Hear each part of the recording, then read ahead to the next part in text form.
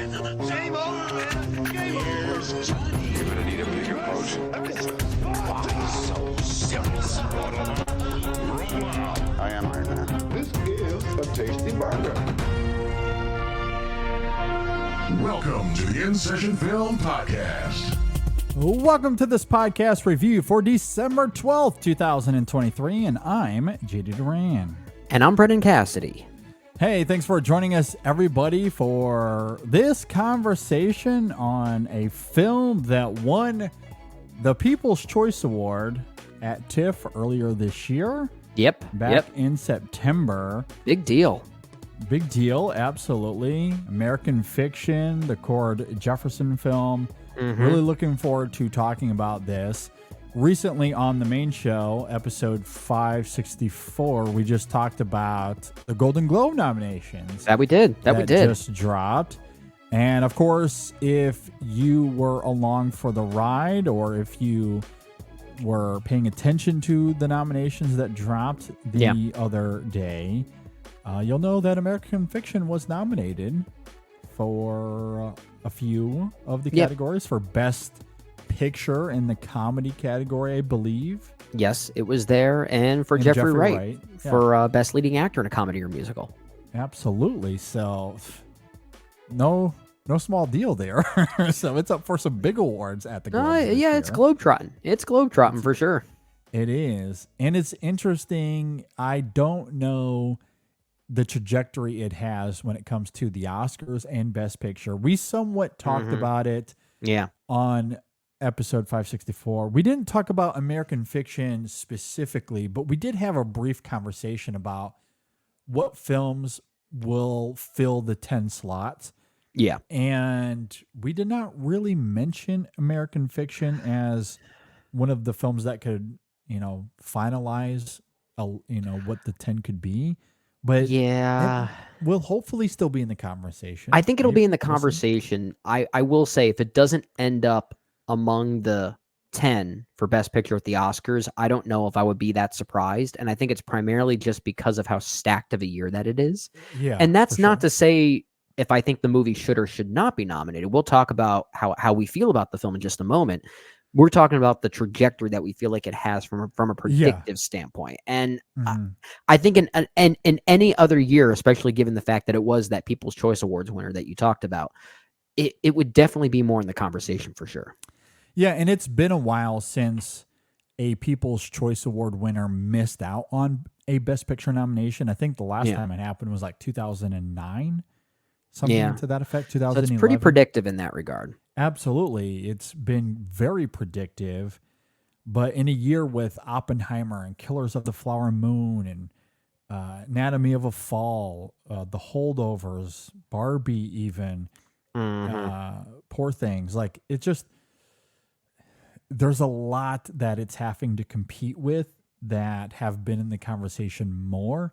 So regardless of how we feel about it, as you noted, we'll talk about it here in a second. It just unfortunately hasn't been talked about in that way as much as those aforementioned movies. Those other movies are just so big. They're massive. They're huge. This is almost turning into like this little engine that could in some ways.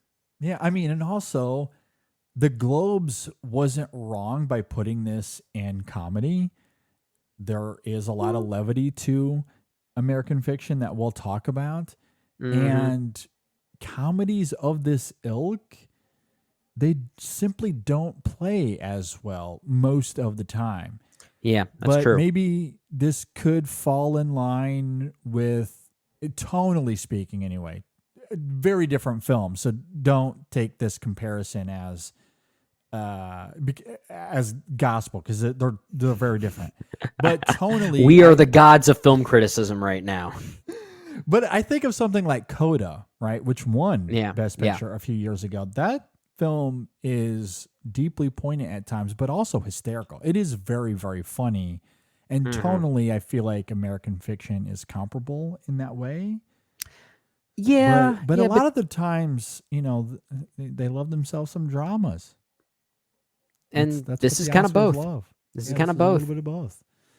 So, but I don't know. Maybe I'm overthinking it. that might not be a fair statement because I'm sure if we were to look at the lineup for Best Picture the last few years, even, or the last, at least since 2016, I'm sure there are a lot of films there that you might label as dramas, but are actually very funny as well. Oh yeah, the classic dramedy formula, if there ever was one. This definitely falls into that category, and it's not like it's outside the realm of possibility being a Best Picture nominee. At least tonally speaking, it could definitely fit. And there's also a narrative behind it that this is a directorial debut. There's that, and we'll talk about that as well. So that's a big deal that could give it some legs as far as a push at the Oscars. That narrative there is something they seem to really like. Exactly. My whole point in the whole comedy angle is that American Fiction, not to get too ahead of ourselves, it's more of an overt comedy than something like, let's say, The Banshees of Inisherin, for example, which is funny. It's funny, but it's also kind of twisted. Yeah. And at its roots, there's a meanness to that movie that this one has, but also doesn't. We'll talk about it. So anyway, again, that still might be myopic, but that was my thinking behind that anyway. All right, let's talk about it. You mentioned this is directed and also written by Cord Jefferson, a directorial debut. Yep. It stars Jeffrey Wright, Tracy Ellis Ross, Issa Rae, Sterling K. Brown, John Ortiz, Myra, Lucretia Taylor, and a few others that come and go throughout the film.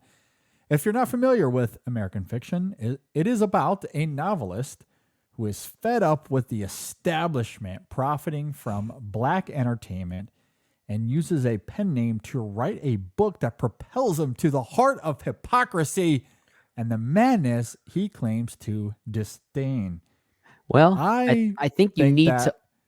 I was just going to say quickly, I think that synopsis was written by Monk himself. It probably was. Well, I think you also need to acknowledge his pen name, his pseudonym that he goes by. Brilliant. Just brilliant. Yeah. Stag R. Lee.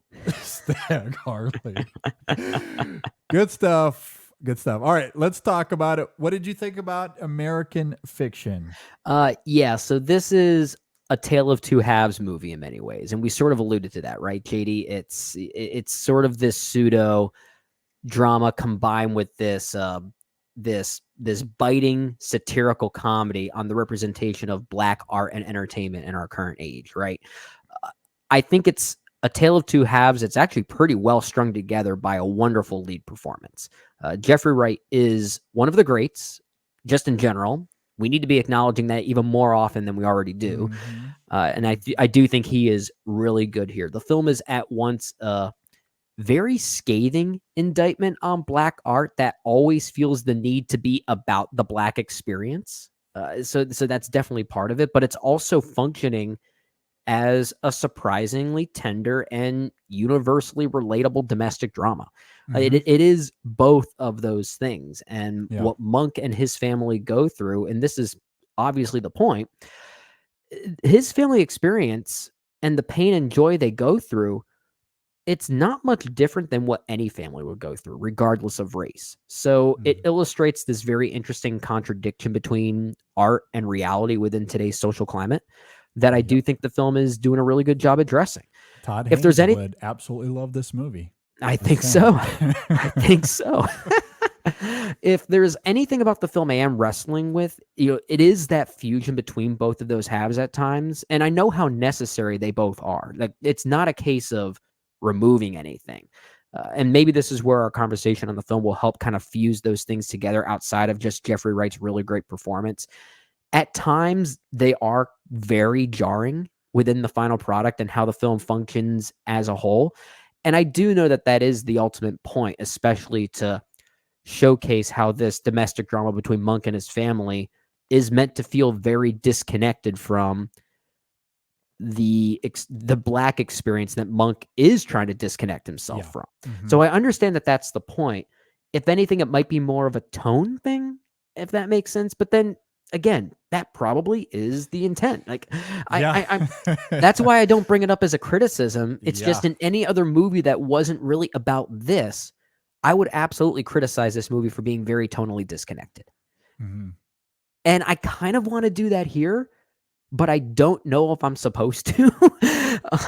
Yeah. Selfishly, I did prefer the more comedic and scathing side of this movie. Those scenes between Jeffrey Wright and John Ortiz at the publisher's room, Oh my I do gosh. think are Yeah. absolutely amazing. Uh-huh. We obviously won't try and mimic the vocal changes that Jeffrey Wright does, just so we're not coming across as racist, right?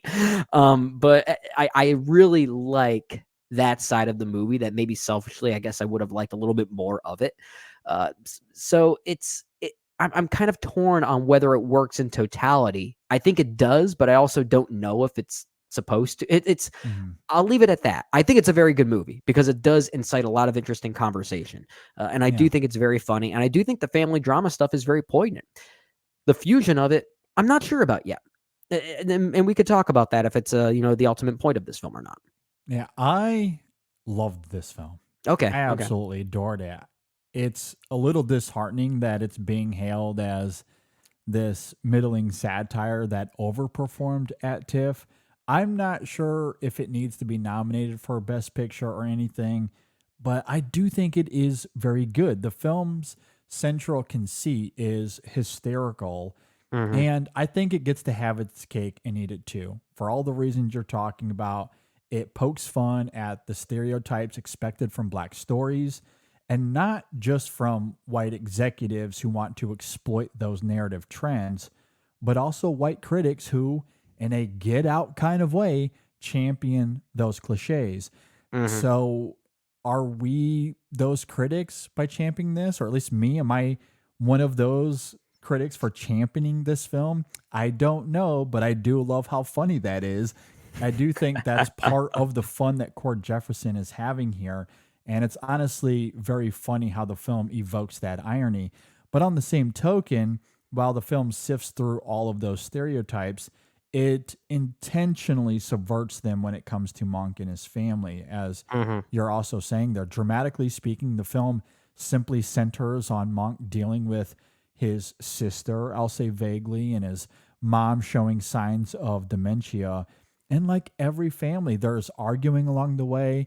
There's laughter and jokes to be had. He has to figure out how to pay for his mom's nursing home. What are they going to do with her house? He's starting to fall in love with Coraline, who lives next door to his mom's house. Mhm. The drama here is mundane and ordinary. I mean, Mhm. it's very charming in execution, but it's a hard right turn from many of the Black stories we see each year, something that I don't think Jefferson is dismissing. There's a line in the film from Monk himself about why those narratives are important. His argument is simply rooted in the idea that there are different kinds of stories that can also be told. And I think Mhm. that comes through diligently and often hysterically. Jeffrey Wright, it's great to see him in a leading role like this. He's sensational in this film. He's so He funny. gives He's so Monk good. such remarkable nuance. If the film isn't going to get any awards attention, I really hope his performance does. It's Yeah. incredibly I mean, deserving. should have seen more love for the French Dispatch, but we won't go there.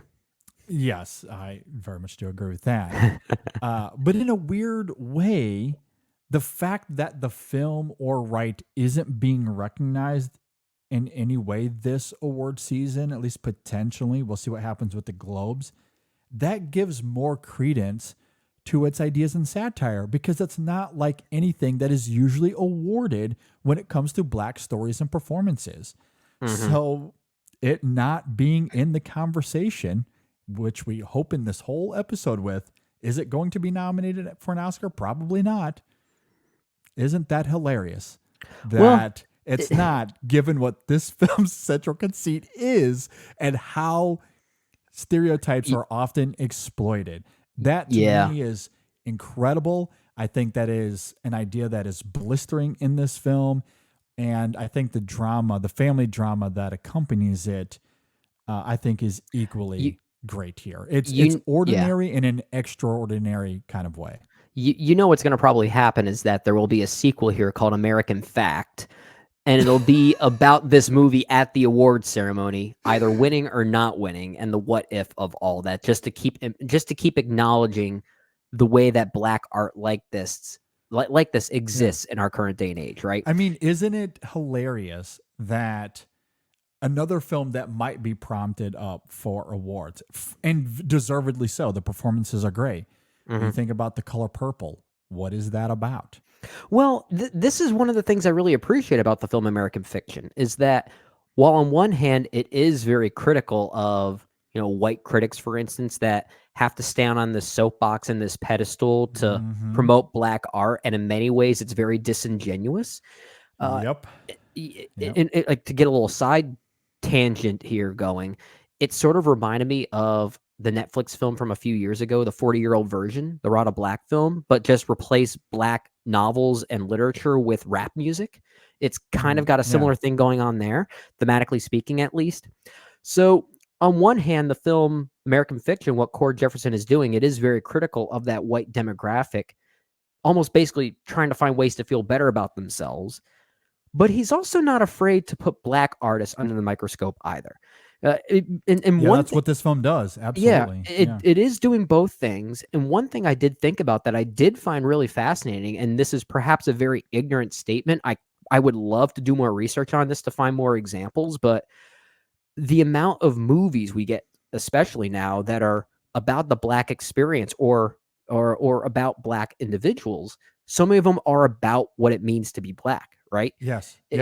How many movies do we get that are like this domestic drama front and center that's not about race at all, but they're not white individuals, right? Yeah. Like do we get a lot of those? Like I can't think of many of them offhand, but I think it's a really interesting topic of conversation. Yeah. That just because you're portraying a group of people or a family or whatever that aren't white, does it have to be about their non-whiteness? Like that's an interesting question this movie asks. I agree. I think the commentary here is fantastic. Say what you will about it, but the one thing I do believe is undeniable is the honesty and conviction behind it all. The opening scene, I think, is really great. It tells us immediately how Monk thinks, how he might be a little pretentious even, or at the very least, he's thirsty for something different, something real. There's that scene when he first gets back to Boston, I believe, and he walks into Santara doing a book reading of her new book. Weeze Lives in the Ghetto is the name of it, which I just so terrible, but it knows it. I love it. I love that. And you get Monk's reaction there, which I just think is absolute gold. Yeah. Part of it is how he views art. He's clearly tired of the old cliches, but he's also a bit bitter because, as we come to see, his last few books have flopped and no one is interested in his new book. He basically wrote a reimagining of the Persians, something that, who knows, it could be genuinely great, but what they want from him, speaking of the publishers, what they want from him is something that evokes the black experience. He might think Santara's book is phony and timidly gives into the worst of stereotypes, but he can't deny that there's money in it. So his idea of giving in is writing a not so subtle story that is full of all of the tropes that he loathes, and he titles it My Pathology, specifically using the F instead of the P. That I was just going to say, that is not a mispronunciation for everyone listening. It's called My Pathology. And from his perspective, it's a joke. It's performance art that is meant to invoke the artificiality of it all. But of course, that's not how it's received. He immediately gets a call from his agent and is told that some executives are buying it, and for a lot of money. You mentioned it earlier, but the scene where Monk has to talk to them about this book, this performance art novel that he wrote. Yeah. Taking the whole thing to a whole new level, especially because he wrote the book in a pseudonym. So now he's having to inhibit this disguised character. It is one this of the escaped convict. I was howling because the idea of him taking on this persona is great. But yes, it goes to a whole new level when he has to pretend that his alias is a fugitive on the run from murder. It's just so absurd. And as a cherry on top, Monk, who just wants this to go away because, again, he did it as a joke, he tells these very white executives that he wants to change the title from My Pathology to Fuck. Yes, you did not hear wrong. That's what he changes it to. The one and only time we're going to say that word on this podcast is in reference to a book title. And that, of course, backfires comically. And then there's the whole critical angle of this where a group of book critics not only praises the book, something that Monk simply can't wrap his mind around, but eventually they go on to seriously consider it for a top prize. Yeah. And there's something very interesting there about the relationship between black art and critics and how these stories are championed. And look, maybe Cord Jefferson would roll his eyes at this. I don't know. But I do think sometimes that praise, at least in the film world, is warranted. I noted The Color Purple earlier. If the performances of that are nominated, I do think there is credence to that. But from a broad perspective, the ironies he brings up are really astute and I agree. Really hilarious in execution. Well, let's look at movies even more recently, right? Some of them even this year. Like he might feel the same way, he being Cord Jefferson, about a movie like Rustin, for instance, which has a great central performance, but again, we're two straight white male critics here, so we're only speaking from our perspective. But we did find a little bit of a superficiality to that movie. Definitely painted in broad strokes. So maybe, I'm not saying for sure, but maybe Cord would feel a little similarly to a movie like that. Now, a movie like Green Book, he'd probably feel the same way, but that was directed by a white individual, so it doesn't really qualify for this conversation. But yeah, it does make for an interesting conundrum about what it means to represent black art nowadays, whether it be in movies, literature, music. Does it always have to invoke the black experience or be about that? And it doesn't just have to be about black individuals. It can be about any race or any demographic, because there are universal feelings and problems that we all go through that it almost doesn't matter what that skin color is. And I do love that he's going about that. I do love the way that Monk himself evokes that, even going as far as to take his books at a bookstore and put them in a different section because they simply put it in the African-American studies just because they were written by a black author. But you know, what's interesting about Monk himself is, and I think this is another brilliance of Jeffrey Wright's performance, and something that he might indirectly tap into, is this sort of hypocrisy in him, that he speaks this language. He has these feelings about the way this art is being represented, but he doesn't always hold true to them for himself. I mean, one thing, the fact that his name is Thelonious, quote unquote, Monk Ellison, so it implies that the Monk is a nickname. And Thelonious Monk, that name is the name of one of the most famous jazz piano players of all time. So, I did not know that. A black jazz piano player is actually one of my favorites. I love Thelonious Monk. Check out the album Monk's Dream. It's really great stuff. But there is a little bit of hypocrisy there as well, which makes Thelonious in this movie a very complicated character. And I do love the way Jeffrey Wright taps into that. I completely agree. I love the duality around the Monk character. And honestly, I think that is the central reason the film is so effective as a commentary, is because, and this somewhat tethers to your potential reservations you noted in your opening thoughts. Yeah. But the reason I think the film is so effective as a commentary is because it sticks to its convictions with its own drama.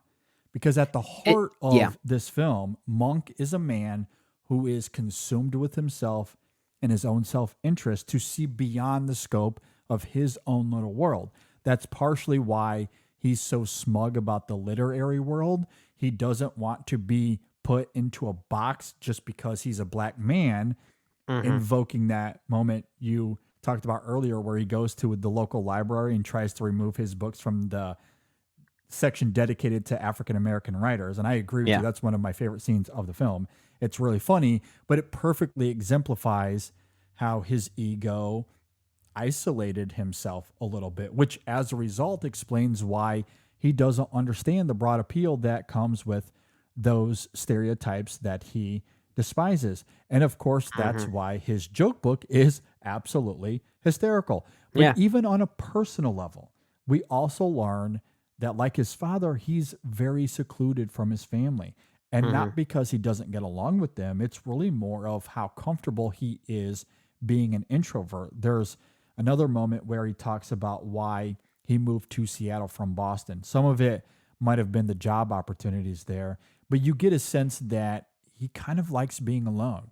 So Yeah. through a lot of this film, Monk has to learn to break through those insular barriers if he wants to connect more with his family.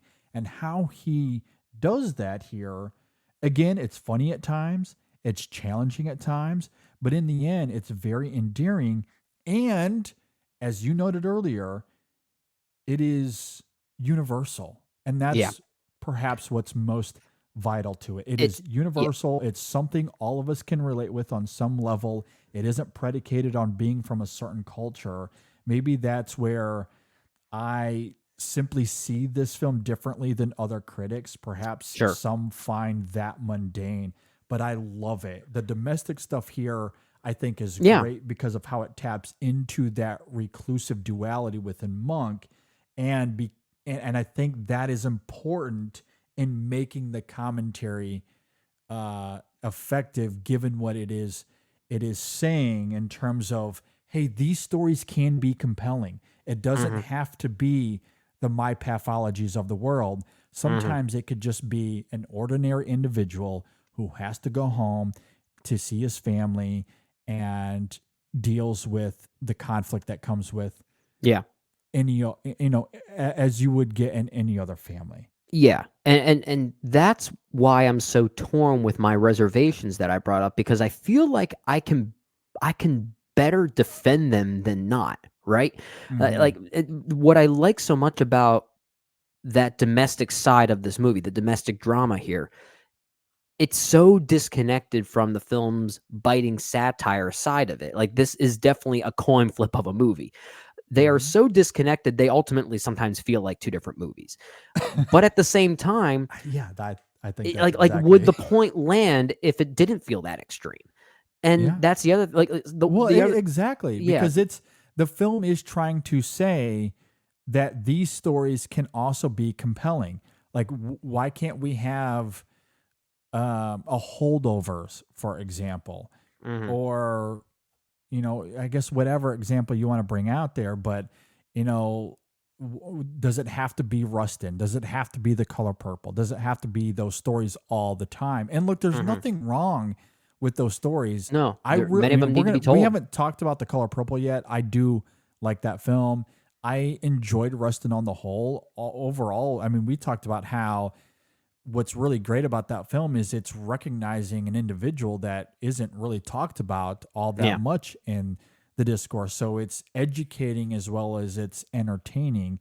And those stories do have an importance. I think that's what's Yeah. interesting, because earlier you brought up the idea that this film isn't just pointing out white executives that exploit this material or white critics that champion it, maybe from a disingenuous agenda, but it also, I don't want to say points the finger, but it highlights black artists too, which Yeah. is what's interesting here about the Issa Rae character, right? Where Yeah. she has this book that exploits these stereotypes as well. But what is her argument in this? One, yes, it is financially viable for her, but also she understands that it's what gives her a platform to tell stories, like for her Yeah. voice to be heard, because Yeah. the executives kind of aren't an buying interesting Jeffrey point of Wright's view. book.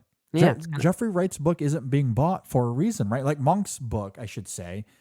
This book that he's writing, an iteration of the Persians, no one Yeah. cares. No one cares about it. But the moment he does the same thing and taps into those same stereotypes, all of a sudden people are interested. Yeah. So there's a business end of it that again, he just can't deny. So I love how the film explores that duality, like both sides of that coin. And it does give the Centaura Golden character, played by Issa Rae, a voice that does have a pretty interesting point of view. There is some validity in what she's saying, that yes, I realize the stories I'm telling and maybe the lack of truth that it has, but it not only gives me a platform to write these stories, but it might also open the door for other struggling artists, especially Black artists, to be able to tell their own stories. Yep. So like that actually is kind of like one of those, I didn't think of it that way kind of moments, right? So the film does a good job pointing the finger at people like that, while also pointing the finger at Monk himself simultaneously. So by having that kind of conversation, by having that scathing satire, as we keep talking about, and then having this domestic drama that has nothing to do with the Black experience, that's the film's way of talking the talk and walking the walk. Which the fact that it is so tonally disconnected, like in totality, it doesn't really work for me, but that's maybe why the film does work. So it's like I've had a very weird reaction, and this conversation is making me appreciate those dichotomies even more. Yeah. I do want to speak to that more here in a second, the domesticity of this film. Okay. But to quickly talk about Monk and Centaura and their dynamic, to take it a step further, I think what's interesting here too, and I don't think that Cord Jefferson is taking a side at all, but what's interesting is you have these two books, My Pathology, which then takes a different name, a different title later on. A different F word. But then you have Centaura's book, Weeze Lives in the Ghetto, which is also a great title here. But there's a scene in this film where they both agree that My Pathology is hollow, that it's exploitative, it's stereotypical. However, Monk thinks the exact same of Weeze Lives in the Ghetto. In fact, it's almost a ripoff of her style and the language of it all, the stereotypes. That's what inspired him. And the irony is that he didn't even read the book in the first place. He didn't even read the book. He's just taking that facade, using it for his. But Centaura doesn't look at her book that way. She sees hers as having nuance and fully realized characters. And he doesn't see it that way. He still sees it as exploitative. So it's interesting how you can take a centralized idea and how there can be even more nuance there, or at least some disparity. And I love, I guess, the ambiguity that comes with that as well. And maybe it just comes down to the artist and how they see this world, because I do think what's interesting from Centaura's perspective, even if she is simply doing the same thing as My Pathology, like she is willing to accept the literary world because it gives her a platform. She has more conviction in what she's doing. Yes, she has conviction in it, whereas Monk is doing it as a joke. And I do love that we as the audience don't learn any more about Weeze Lives in the Ghetto. Like we don't hear any more passages from it. Snippet. That's it. Yeah. So we don't know enough to even formulate our own opinions on the book. Like whether it actually is a better book than My Pathology. It overcomes some of those stereotypes that Monk thinks that he is criticizing. We don't know that. For all we know, Centaura's book could actually have a point that makes more sense. Or it could be doing the exact same thing as My Pathology, which makes the movie even more interesting. And I like that the movie does keep us in the dark in that regard.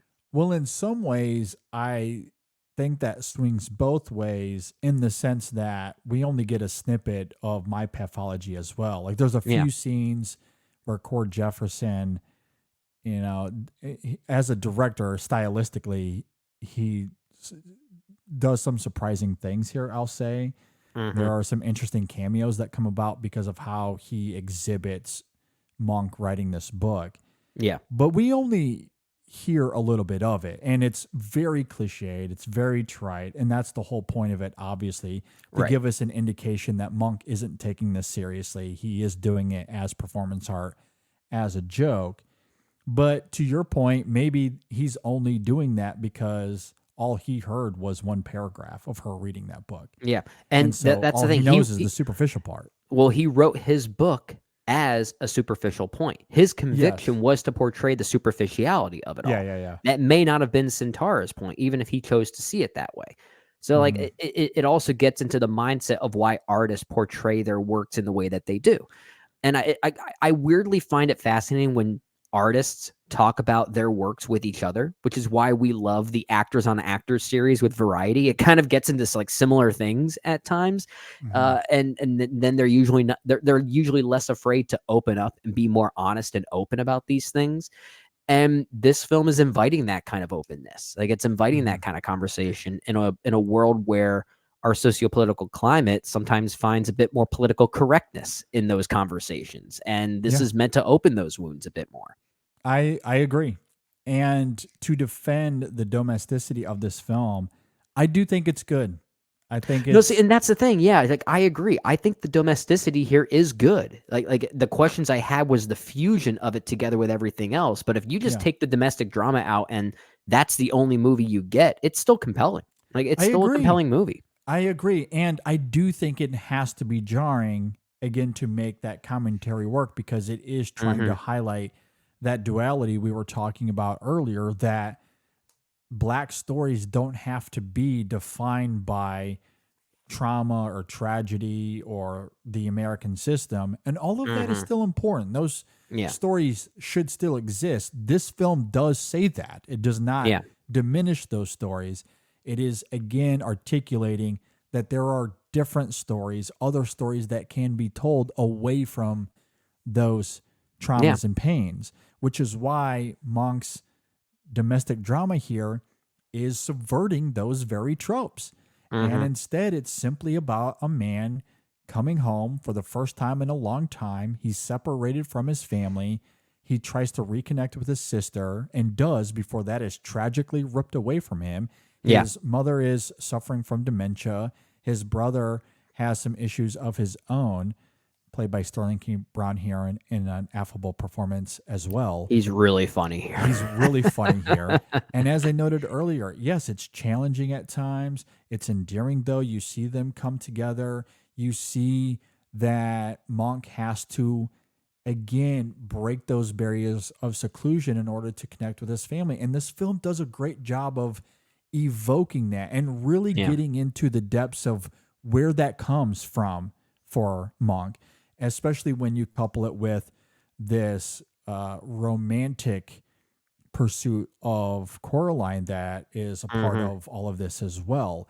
And I think all of that is handled wonderfully. Yeah. I think what's great about Monk as a character, and he's certainly carrying the weight of all of this, but we see that he's a little bit boorish, Yeah. he's a little smug, he's a little self-righteous, Oh, yeah. but we also see that he has a good heart, that Yeah. he's very lovable. And I think between Jefferson's writing and Wright's endearingly nuanced performance, Monk is this fully realized character that shows us all of who he is. You get the full experience of Monk, his loves, his frustrations, his empathy, his grumpiness. And that's why the film gets to have its cake and eat it too. Yes, the satire is Hmm. hysterical, sometimes cartoonishly so, but it's great. Yeah. Yet when we step back from that broad commentary, we get to share in the life of a man who wants to have a successful career. He becomes earnestly in love with Coraline. Again, he's distant from his family, just like his father was. Yet at the same time, he wants to connect with them. And that all comes through vividly here, I think. Don't you just love the irony that Cord Jefferson's first major film tackles something like this, when in actuality you would think that white producers would say, "Oh, we want to see a black movie from you." Mhm. And it's interesting that he brings about that a movie that is that, but also not that, while also being about being Yeah. that. If that makes sense, Yeah. it's Like what really are the interesting. chances he makes this movie if it was just the domestic drama part of it? It'd be pretty slim, I think. Uh, I don't know if you he's you'd getting the funding for it. But you, when he you says, "Oh, but I'm also going to make fun of this thing," Then they're Yeah. like, oh yeah, okay. I mean, we'll do it then. in order for the domestic drama side to work on its own, like to make a soul movie on that, you have to have a quality hit on your hands, like a Moonlight, I guess, which Yeah. is probably the closest example, excuse me, that I can think of that maybe falls into that category of movies that are featuring and about black people without being about being black, if that makes sense. Yeah. I mean, there's definitely more going on with that movie, the way it addresses homosexuality and youth. That's Mhm. definitely a part of it, but that movie does have a universality to it on what it means to just feel lost as a child. Yeah. Like the quote unquote blackness of that movie is almost less of a priority than Mhm. everything else. So I feel like that's probably the closest example of what Cord Jefferson is trying to depict that could be the case. Yeah. So like unless you have a movie like Moonlight on your hands, I don't think you get the chance to make a domestic drama right away. You have to have something to back it up a little bit, to at least have a thematic point. Absolutely. And I don't know if Cord Jefferson has stated this or not. I haven't had time to look at any interviews or anything, but I don't know if his intent here was to make a domestic drama. It seems to me Yeah, I he don't think wanted so. to emphasize the commentary here, but in order Yeah. to make that so palpable and biting here, you show us the other side of that coin. The idea that a black story can exist away from those things and be Mhm. compelling, which is why I think that needs to land here. And for me, Yeah. it does. It seems as if maybe there's a little bit of a disparity there that hasn't been the case for everybody. But I think it's great. And I think it comes down to, again, how simple it is, but how lived in Well, and fully realized it again. I Because we get yeah. every part of Monk. We see his entire humanity here. Yeah, I think if there are any criticisms on the domesticity of this movie, it's less about the domesticity itself and more so the fact that many of these people may enjoy the commentary and the satire just a bit more.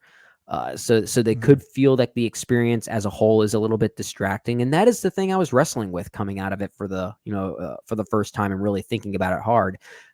But it's hard to it's hard to say that jarring nature is a problem. Like it Yeah. is, because it is trying to call attention to itself, like we're talking It is. about. Yeah, absolutely. And the domesticity angle of this is so good that we get this small little supporting character of Lorraine, played by Myra Lucretia Taylor here, Mm-hmm. who I think steals this movie in some ways. That moment at the Okay. end when she decides to live on her own once we find out what happens to Monk's mother is incredibly endearing. Yeah, It's so lovely. that's pretty sweet. That's really sweet. It's amazing. Like I loved that little role. It reminded me a little bit of the Holdovers in that regard, or some of these like small supporting roles that just can just steal a movie at times. Mm-hmm. And I loved it. I thought it was really great. Yeah. Or you think about one of the more vivid scenes of this film as well, and this circles back to the Cliff character, again, Monk's brother here, played by Sterling K. Brown.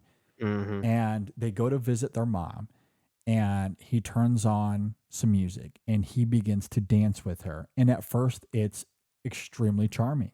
Yeah. It's this wonderful moment between a mother and son. But then Agnes says something to Cliff that is really hurtful. And Sterling K. Brown's reaction in his performance is wonderfully heartbreaking.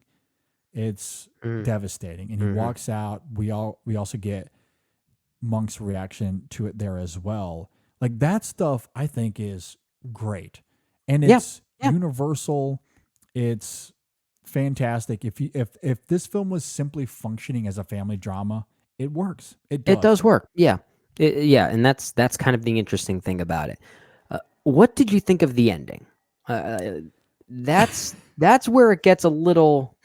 It gets very. I mean, the movie isn't subtle. Like, we should make that known. it's not subtle at all. But it gets very literal with some of those depictions by the end.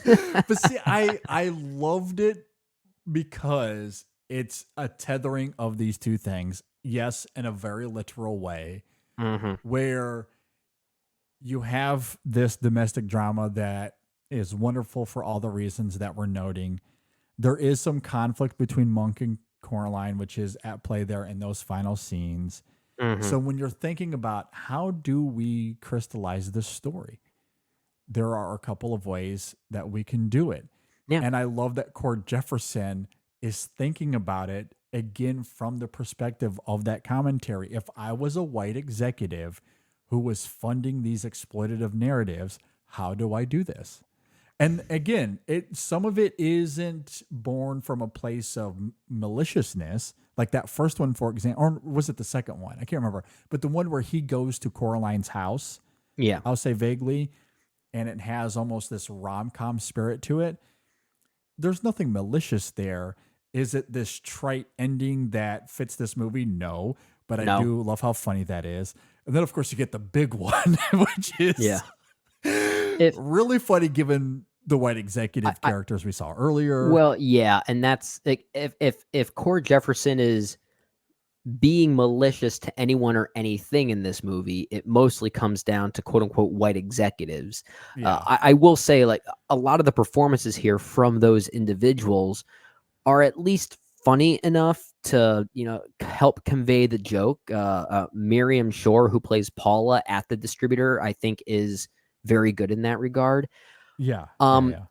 Adam Brody as Wiley in those, like, I will admit it gets to a point where it's like, okay, maybe you can tone it back just he overplays it a little bit. Yeah. I agree. For a film that I think is really good, borderline gray up until that moment, I do think he overplays it slightly. Yeah. But I mean, it's a film that, as like the commentary itself, even if you remove Brody, it's not subtle. It's not subtle. And no. not in any way, shape, or form. So him overplaying it a little bit doesn't bother me too much in the end, but I do agree he does. If it was treating you with a mallet for much of the movie, he comes in and turns it into a shotgun. But again, it's like kind of a double-edged sword in many ways, because I do think Adam Brody is kind of funny in the movie. Like, I think his moments in a vacuum are pretty effective. It's just, do they really assist this movie at all? Not really. I don't know. Yeah, it's overcooked, but in a way that is playful and still diverting. Fair. And Jeffrey Wright is great in those moments. But I think more than anything, it's, again, the playfulness of Cord Jefferson and how he is having his cake and eating it too. How he's trying to tether this whole idea of, are we allowed to have these domestic dramas? Can we have a narrative separate from the exploitative ones? And here he is suggesting an ambiguity that suggests maybe not. And I just love that. Yeah, It's I love so the good. idea of it. Again, like, the conviction is really what sells You it. can't deny the conviction and the honesty of Cord Jefferson there. Yeah.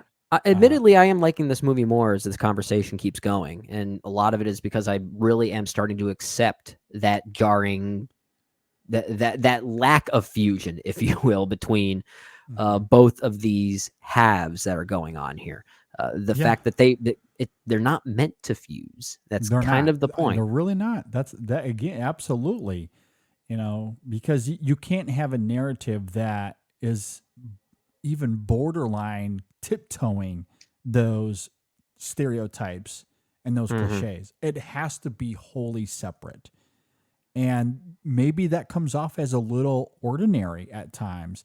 But I think in execution, well, that speaks to the problem that this film is addressing. If you feel that way, like with these, would these critics who say that, would they feel any differently if the issues with Monk's family are very much rooted in the Black experience?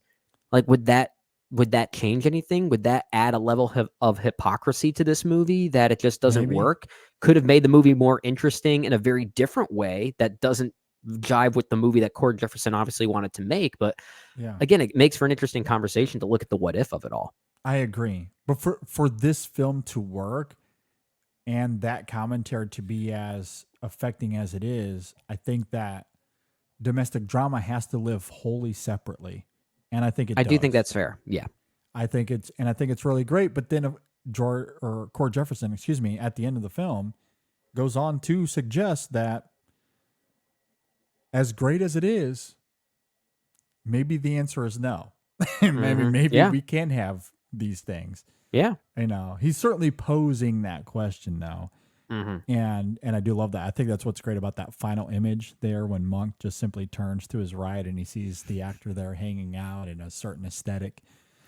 Oh yeah, and just kind of nods at him while he's Just on his kinda break. nods, Like, yeah, yep, what's up? okay. I Yep, think he has a totally, cigarette in hand too, or understand. something. Yeah, Yeah. just very casual. I have to emphasize Jeffrey Wright here He's before great. He's great, man. wind down this He's one conversation. of our best actors. He gives one of the best performances of the year. And again, I think it comes back, at least for me, the idea that we get to see Monk we get to see all of who he is. At times, he is incredibly smug in this film, borderline pretentious, right? Yeah. He's self-righteous in his convictions, but at the same time, we see that he does have a good heart. He is lovable. He's someone that he endears himself to us. He has this epiphany as it relates to his family that's very enduring as well, where he comes to realize not only can he reconnect with his family, but how to. And I think there's an elegance to that here that comes through in Jeffrey Wright's performance. And then there's the whole satirical angle, and he is so funny in this movie. Jeffrey Wright is incredible. Like, I can't do an impression, not just because No, that'd be bad. That'd be insensitive. not just because of that, but also I don't have the ability to do it justice. Same. It's amazing the levels that Jeffrey Wright is able to tap into when he's trying to be someone who he's not. And it's incredible because he gives it just enough credence that this alias is believable, but it's also so phony that you wonder why these people are buying into it. How would we feel about it if we only heard that side of him and we didn't see him do it? Could it convince us? Like, that's an interesting thing that adds a level of validity to his performance even more so. Absolutely. And I love the marriage of all of that in the scene where he, in his alias form, meets up with the Wiley character at this. Now that's a good scene. Like that scene with Adam Brody, I liked. Yeah, it's so good, right? Because again, he's giving a little bit of a heightened performance because he's playing this character that they had completely made up. Given the material of my pathology, you're expecting this rough, rugged exterior.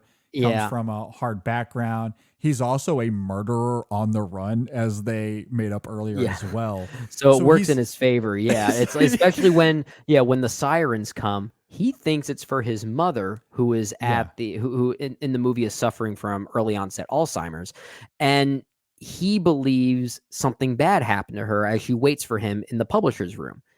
And that's what lands him the job, because this exec thinks, oh, he's running from sirens because he's on the run. and again, that's the marriage of the two coming together in a really great way, where he's given this heightened performance. But what Monk is really concerned with is his mother, who is suffering, as you noted there. So when he sees the ambulance, he just immediately takes off. Doesn't care about this meeting at all. But from the perspective of Wiley, he doesn't know that. He doesn't have that context, so it works in his favor. So it's just amazing how Cord Jefferson, again, just he's able to have his cake and eat it too with both of those things. And I love that Monk didn't think of that, right? It doesn't. It just happened organically. Yeah, it's an accident. It's a fluke, and I love that. It doesn't make the character any more clever or anything like that. It's just a lucky accident that happens. It's so good. I just absolutely love that. So yeah, I really enjoyed this movie a lot. I do understand why it won People's Choice Award. Again, I do find it disheartening that the response since then has been a little tepid, a little lukewarm, and it probably has to do with the domestic part of it. But I will champion it. I will go to bat for it. And the writing is great, and Jeffrey Wright really brings his A game here. It's fantastic. He is one of our best, man. We got to talk more about him. He's so good. He's so good. Do you have any other final thoughts here? I don't think so. I do like a lot of the other supporting players that we didn't really get a chance to mention, such as Leslie Uggams, I believe her name is, who plays Monk's mother. Yeah. I think she's great. I actually like the romantic interest that he develops with Coraline, played by Erica Alexander. Yeah, I was squinting to look at her name for a second. But I like their dynamic as well. I think that's also very effective. I agree. Yeah, and I think Tracy Ellis Ross is wonderfully playful as well in a limited role. Yeah, she's really good. Monk's sister. Yeah. Early on they have some really great scenes together that I think are great. So yeah, I like this film a lot. I definitely recommend it, and I'll be rooting it on. I'll absolutely be rooting it on. I think the screenplay is much smarter than it's getting credit for. Cord Jefferson's direction, I think it is a little bit of first-time directory. I don't think it's bad, but I do think we see seeds of a director that will flourish once he's able to get his hand on more material. Yeah, it's not overly ambitious. Like he's at least restrained enough to know where his potential weaknesses are. At least I feel like he's having those internal conversations with himself. But as a man who has a vision for this film, the writer and director part of him, flawless here. Really seamless. It's really good. It is really good. Yeah. So again, I don't say that as a bad thing. The screenplay, I think, is brilliant, and the director side of him is certainly sufficient here for sure. It's good, and I think will only get better as he goes, as he gets more experience. But yeah, this is a really good film. Jeffrey Wright needs to be in the conversation for Best Actor. Yeah, he's really good. Throwing that out there. He's really good. Anyway, if you agree or disagree with our thoughts, let us know. You can hit us up on social media. You can Facebook, Twitter, Instagram. You can leave a comment below if you're watching on YouTube. Yeah. Also, be sure to like the video, subscribe to the channel. If you're listening on Apple Podcasts or Spotify, please rate and review us there as well. You can always email us insessionfilm@gmail.com as well. Anything else, Brendan, before we get out of here? Oh, man. I just love when we have conversations like this, JD, because it makes me like movies even more. Yeah, movies are good, it turns out. Yeah, movies. I think we like them. We like them. We like them, absolutely. Yeah, I think they're pretty good. Good stuff. It's been a great year. American Fiction just adds to that for me. I thought this was very exciting. Yeah, this year is frustrating. It's too good. It's making me feel like I'm missing something. I know. It's incredible how the year only gets deeper and deeper as we go. So yeah, it's like, hey, you thought you were done? You thought you saw everything? Nah, here's something else. I know. There's This American year's Session Fiction. Film Awards is going to be some of the most challenging to figure out. We might have to restructure that. Otherwise, it's going to turn into a 20-hour escapade. Yeah, who knows? We'll see. But yeah, big fan of American Fiction. We have a review for Wonka out as well, if you want to go and check that out. Of course, the main show this weekend where we talked about the Globes and musicals, all of that is available now. Yeah. With that said, thanks for listening. Thanks for watching, everybody. We'll see you next time on the In Session Film Podcast. Oh, my goodness. What a funny movie. Jeffrey Wright. Not Jeffrey Wrong. Jeffrey Wright.